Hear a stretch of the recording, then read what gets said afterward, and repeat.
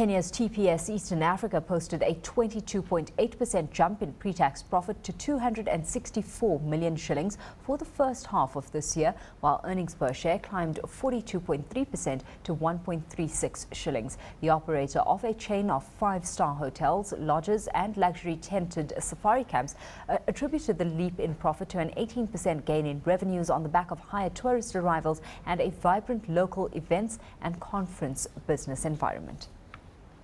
To get more on the story now, we cross to the company's Managing Director, Mohamed. Thanks so much, Jan, for joining us on the line this afternoon. Well, as I've just said, we've seen a pre-tax profit rising close enough to 23%. Run us through the major drivers here, because you've highlighted revenue up 18%. Is it solely on the back of an increase in tourist numbers, or have you managed to push increased prices through as well? Well, in fact, foreign tourist numbers were pretty static. The main increase, the reason for the increase in our sales came through business from the domestic and African regional markets. And we were also very fortunate that corporate market activity for Nairobi hotels was at extremely buoyant levels during the first half of the year. So we're looking at increased travellers, and specifically from the African region itself. Run us through your diversification strategy then, in order to compensate for a reduced business that can be expected from traditional source markets. Well, we recognized right at the beginning of this year that with the current weak economic climate in our traditional markets, which are the United Kingdom, Europe and the United States, that we would have to concentrate on growing our business from the emerging markets, and we have seen an increase in our market share from India, Africa, China, and Scandinavia also has performed pretty well during the first half of the year.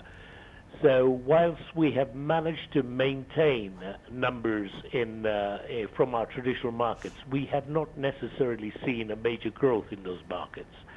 This has been compensated by the emerging markets.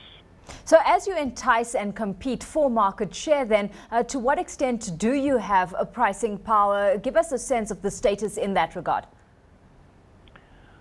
Well, in terms of what we have really done in the recent past is we have established presence through GSAs, General Sales Agents. We've also now set up marketing alliances in China, in India, and looking at the African market. And that has paid handsome dividends for us during the first half of year 2011. Well, you've also carried out a successful cash call last year, and that to fund new acquisitions, well, part of it anyway. To what extent are you looking beyond the East African region at this stage, or is your focus completely on that region? No, we are definitely looking at, well, obviously our main priority at the moment is to ensure that we complete our circuit in the Eastern Africa region, which is Kenya, Tanzania, Uganda, Rwanda and Burundi. And we are looking at an opportunity in Burundi at the moment.